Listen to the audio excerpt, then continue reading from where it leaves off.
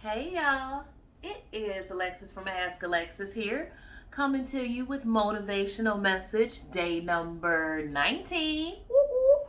And today's motivational message is don't feed dogs chocolate. Now here's the thing about not feeding dogs chocolate. That's a metaphor.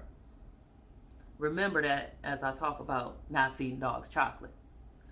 So a lot of people in U.S. American society and all around the world are pet owners and they own dogs. And they own dogs because they are loving and wonderful and ferociously protective and expressive and obnoxious sometimes and like passionate and just keep on going no matter what.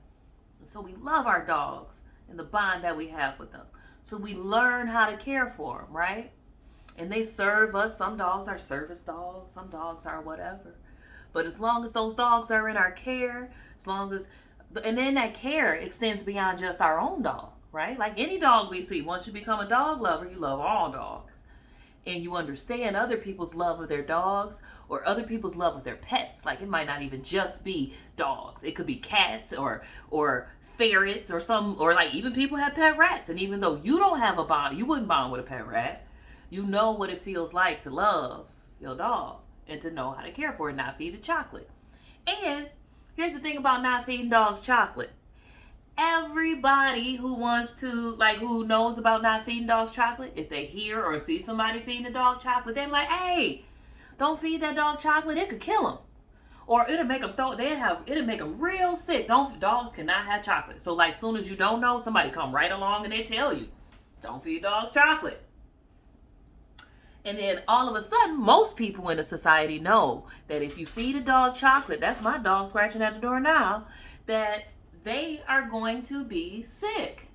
And most people, unless they have malintent, would not feed dogs chocolate.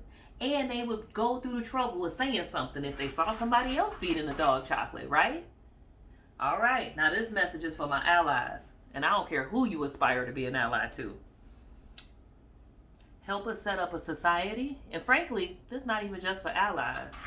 You don't gotta like dogs not to feed them chocolate.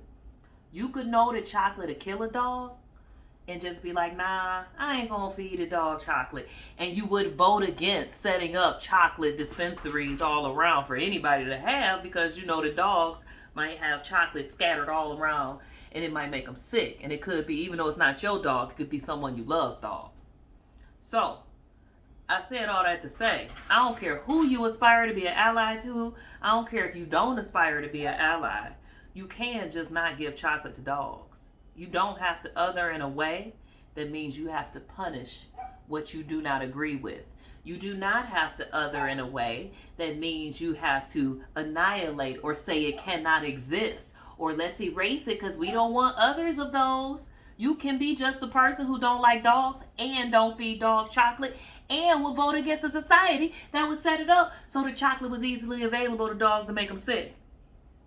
You could do all of those things while still not liking dogs.